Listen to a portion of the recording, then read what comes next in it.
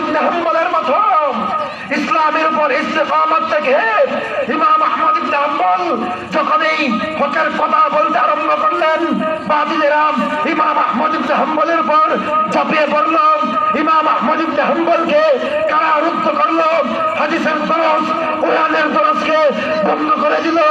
এরপরেও ইমাম আহমদ ইবনে হাম্বল হকের উপর ইসলামের উপর অটল ছিলেন। এমনকি প্রতিদিন পর্যন্ত ইমাম আহমদ ইবনে হাম্বলকে চাবুক মারা হতো। এরপরও ইমাম আহমদ ইবনে হাম্বল ইসলাম থেকে সরে যান নাই, হকের উপর অটল ছিলেন।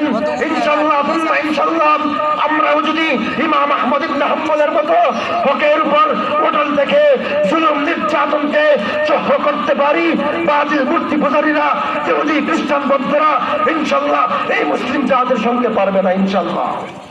আল্লাহ পাক রব্বুল আলামিন যেই কথাগুলো বললাম আমাদেরকে আমল করার তৌফিক দান করুন। নামাজের জন্য প্রস্তুতি নিয়ে নামাজ শুরু হয়ে যাবে ইনশাআল্লাহ।